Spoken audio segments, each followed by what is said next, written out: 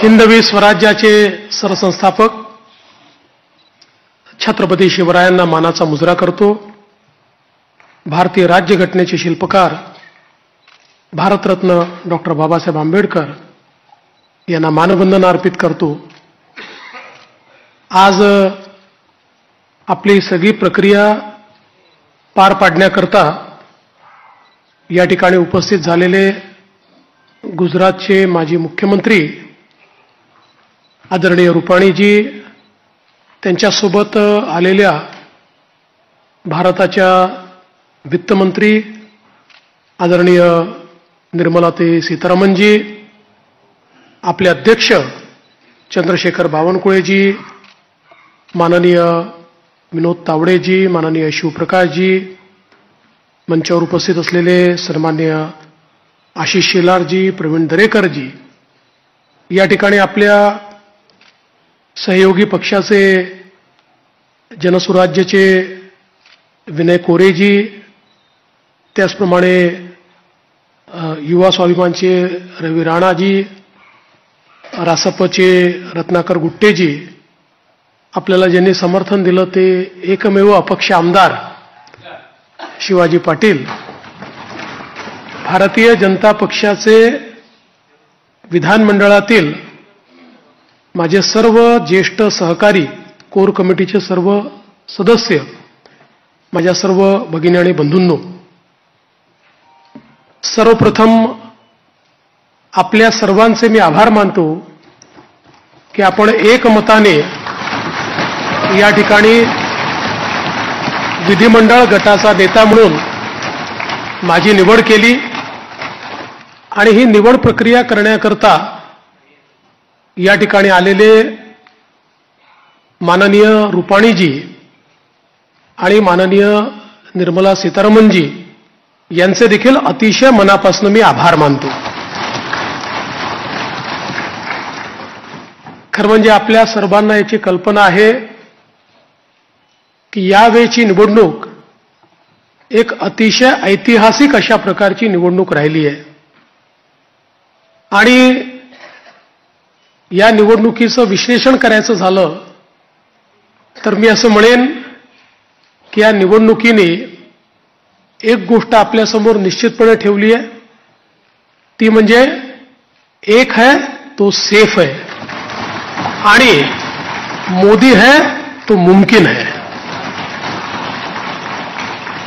मोदीजींच्या नेतृत्वामध्ये देशामध्ये विजयाची मालिका ही लोकसभेनंतर पुन्हा एकदा हरियाणापासून सुरू झाली आणि महाराष्ट्राने जे मॅन्डेट या ठिकाणी आपल्याला दिलेलं आहे, खरं म्हणजे महाराष्ट्राच्या जनतेला मी साष्टांग दंडवत घालतो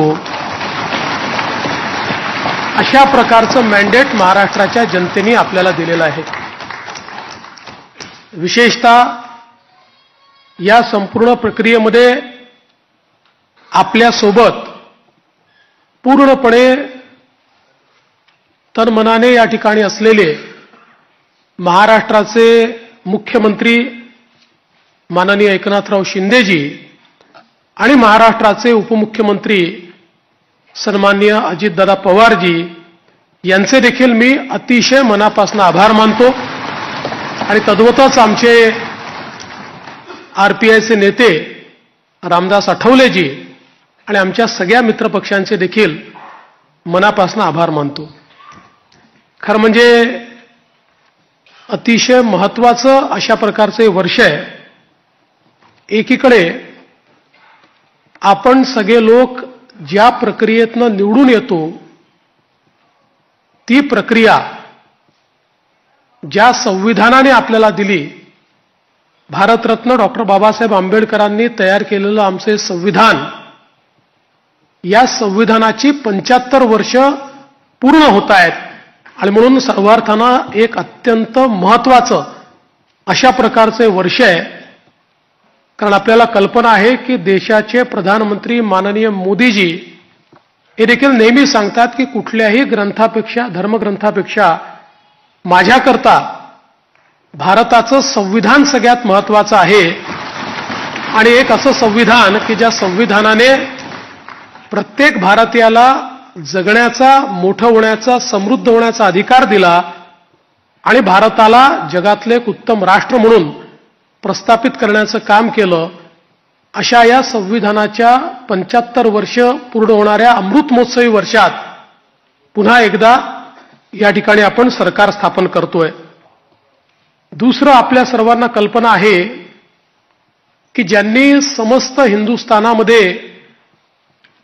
मोगली आक्रमणानंतर आमची श्रद्धास्थानं जी उद्ध्वस्त झाली होती त्या सर्व श्रद्धास्थानांचं पुनरुज्जीवन केलं, त्या राजमाता अहिल्यादेवी होळकर यांचंही 300वं जयंती वर्ष हेच आहे. त्यामुळे मला असं वाटतं की ही देखील एक अत्यंत महत्त्वाची गोष्ट आहे. त्यासोबत ज्यांनी इंग्रजांच्या विरुद्ध जल, जमीन आणि जंगल वाचवण्याचा लढा उभारला आणि खऱ्या अर्थानं इंग्रजांना सळो की पळो करून सोडलं, ते भगवान बिरसा मुंडा यांचीही 125वी जयंतीचं हे वर्ष या ठिकाणी आपण साजरं करतोय. आणि अर्थातच आपल्या सर्वांचे लाडके नेते ज्यांनी नवभारताची संकल्पना मांडली, ज्याची मुहूर्तमेढ केली, आज मोदीजींच्या नेतृत्वात जो नवभारत तयार होतोय त्याचा पायवा ठेवणारे श्रद्धेय अटल बिहारी वाजपेयीजी यांचं देखील हे 100वे जयंती वर्ष आहे. त्यामुळे अशा या अत्यंत महत्त्वपूर्ण वर्षामध्ये महाराष्ट्राच्या जनतेने ही सगळी जबाबदारी आज महायुतीवर या ठिकाणी सोपवलेली आहे. खरं म्हणजे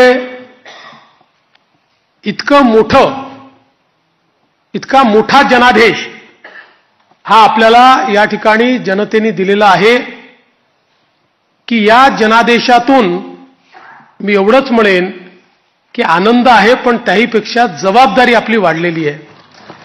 प्रचंड मोठी जबाबदारीची जाणीव करून देणारा अशा प्रकारचा जनादेश हा जनतेने आपल्याला दिलेला आहे.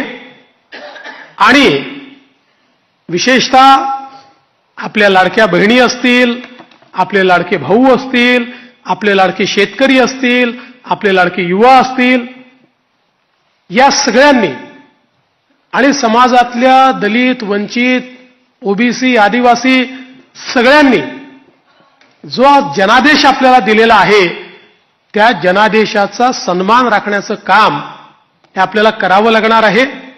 आणि म्हणून निश्चितपणे आपली प्राथमिकता आपण सुरू केलेल्या योजना आणि आपण दिलेली आश्वासनं ही पूर्ण करणं याच्याकडे आपली प्राथमिकता तर असेलच, पण त्यासोबत महाराष्ट्राला पुढे नेण्याकरता महाराष्ट्राला सर्व आघाड्यांवर पहिल्या क्रमांकावर आणण्याकरता आपल्या सर्वांना या ठिकाणी सातत्याने कार्यरत राहायचं आहे. आपल्याला कल्पना आहे की 2019 साली देखील जनतेचा कौल आपल्याला मिळाला होता. दुर्दैवाने जनतेचा जो कौल होता तो हिसकावून घेण्यात आला आणि जनतेसोबत एक प्रकारे बेईमानी त्या काळामध्ये झाली. मी काही त्या इतिहासामध्ये जाऊ इच्छित नाही, एक नवीन सुरुवात आपण करतोय, पण या गोष्टीचा निश्चित उल्लेख करेन की सुरुवातीच्या 2.5 वर्षामध्ये ज्या प्रकारे वेगवेगळ्या पद्धतीनं आपल्याला त्रास देण्यात आला, आपल्या आमदारांना त्रास देण्यात आला, नेत्यांना त्रास देण्यात आला, अशाही परिस्थितीमध्ये मला या गोष्टीचा अभिमान आहे की 2.5 वर्षात एकही आमदार आपल्याला सोडून गेला नाही. सगळे आमदार, सगळे नेते संघर्ष करत होते आणि त्या संघर्षामुळेच 2022 साली पुन्हा आपलं सरकार तयार झालं आणि त्यातूनच आज पुन्हा एकदा पूर्ण बहुमत आपल्या महायुतीला प्रचंड बहुमत हे महायुतीला मिळालं आणि आपल्या भारतीय जनता पक्षाला 132 आणि आपल्या मित्रांसोबत 137 जागा, एक प्रकारचा इतिहास या महाराष्ट्रामध्ये लिहिला गेला. हा इतिहास मला असं वाटतं की अभूतपूर्व अशा प्रकारचा आहे. या निमित्ताने देशाचे प्रधानमंत्री माननीय मोदीजींचे मी मनापासून आभार मानेन की माझ्यासारख्या बूथचा कार्यकर्ता म्हणून ज्याने काम चालू केलंय, वॉर्डाचा अध्यक्ष म्हणून काम चालू केलंय, अशा एका कार्यकर्त्याला या सर्वोच्च पदापर्यंत 3 वेळा माननीय मोदीजींनी या ठिकाणी बसवलं. अर्थात त्यातला एकदा 72 तासाकरताच होतो, पण तरी देखील टेक्निकली होतो.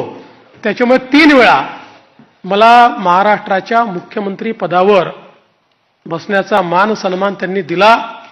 हा पक्ष ज्या प्रकारे त्यांच्या नेतृत्वात मोठा झाला, त्यातूनच सामान्य कार्यकर्त्यांना वेगवेगळी त्या ठिकाणी पदं मिळाली, चांगली पदं मिळाली, आपल्याला काम करण्याची संधी मिळाली. म्हणून मी आदरणीय मोदीजींचं मनापासून या ठिकाणी त्यांचे आभार मानतो. पक्षाचे राष्ट्रीय अध्यक्ष आदरणीय जे.पी. नड्डा साहेब यांचे देखील अतिशय मनापासून आभार मानतो. आणि त्याचसोबत ज्यांनी या संपूर्ण निवडणुकीमध्ये अतिशय ताकदीनं महाराष्ट्रामध्ये आपल्यासोबत तळ ठोकून कार्यकर्त्यांमध्ये ऊर्जा निर्माण केली आणि या निवडणुकीत अत्यंत ताकद आपल्या सर्वांना दिली, ते देशाचे गृहमंत्री माननीय अमितभाई शहा यांचे देखील आभार मानतो. आणि भारतीय जनता पक्षाचं जे शीर्षस्थ नेतृत्व आहे, त्या सगळ्या नेत्यांचे या ठिकाणी अतिशय मनापासून मी आभार मानतो. आणि विशेषतः वेगवेगळे राज्यातल्या ज्या कार्यकर्त्यांनी, नेत्यांनी आपल्याला मदत केली, त्यांचे देखील मी अतिशय मनापासून आभार मानतो. महाराष्ट्रातली सगळी टीम तर आपले प्रदेशाध्यक्ष बावनकुळेजी यांच्या नेतृत्वात महाराष्ट्र भाजप हा पूर्ण ताकदीने या ठिकाणी मैदानामध्ये होता आणि त्यामुळेच हा विजय आपल्याला या ठिकाणी मिळालेला आहे. त्याबद्दल भारतीय जनता पक्ष महाराष्ट्राच्या संपूर्ण टीमचं मी मनापासून अभिनंदन करतो, आभार मानतो. आणि अर्थातच तुम्ही सगळे लोक आहात म्हणून मी इथे आहे. तुम्ही नसतात तर मी इथे नसतो. त्याच्यामुळे तुमचे सगळ्यांचे मनपूर्वक आभार मानत असताना पुढची वाट ही आपल्याला अपेक्षा पूर्ण करण्याकरता संघर्षाची आहे. आपल्याला अपेक्षा पूर्ण करायच्या आहेत. त्यामुळे आपल्याला सगळ्यांना आपलं महायुतीचं सरकार आहे, या सरकारमध्ये एक दिलाने आपल्या सगळ्या मित्रांना सोबत घेऊन आणि प्रसंगी जेव्हा इतकं मोठं मॅन्डेट असतं त्यावेळी सगळ्या गोष्टी सगळ्यांच्या मनाच्या आपल्याला पूर्ण करता येत नाहीत. पण आपण एक लार्जर, एक मोठा अशा प्रकारचा विचार घेऊन, एक लार्जर गोल घेऊन आपण राजकारणामध्ये आलेलो आहोत. केवळ पदांकरता, केवळ आपल्याला कोणीतरी मोठं करावं याकरता आपण राजकारणात आलेले नाही आहोत. त्यामुळे मला या गोष्टीची पूर्ण अपेक्षा आहे की येत्या काळामध्ये 4 गोष्टी आपल्या मनाप्रमाणे होतील, तर 4 गोष्टी मनाविरुद्ध देखील होतील.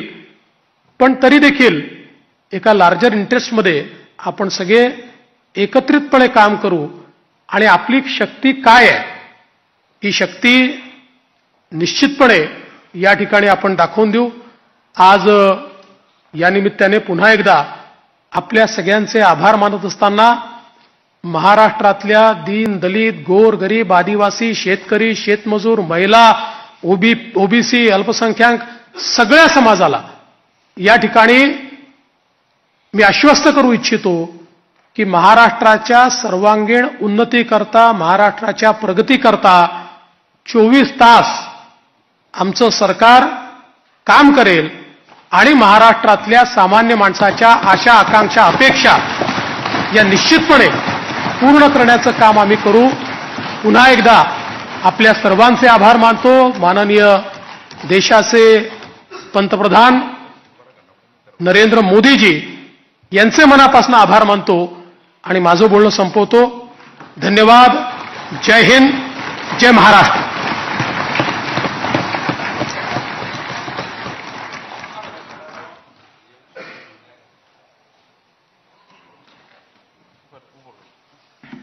आभारी आहे देवेंद्रजी.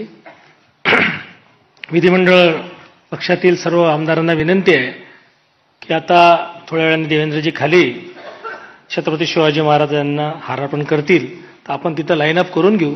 वर ते मुख्य नेते जातील, बाकी आमदार आपण सगळे खाली थांबू. आता देवेंद्रजी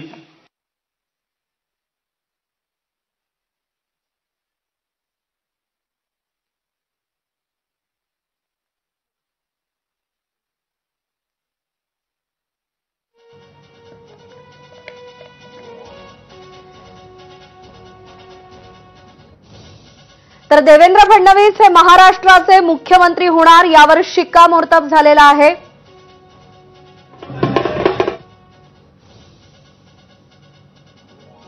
मनापासून आभार.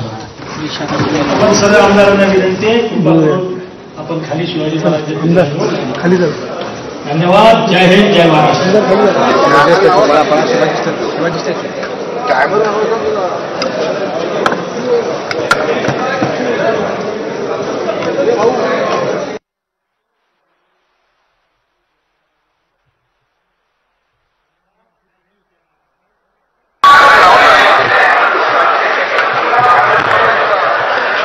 तर देवेंद्र फडणवीस हे महाराष्ट्राचे नवे मुख्यमंत्री होतील यावर शिक्कामोर्तब झालेला आहे.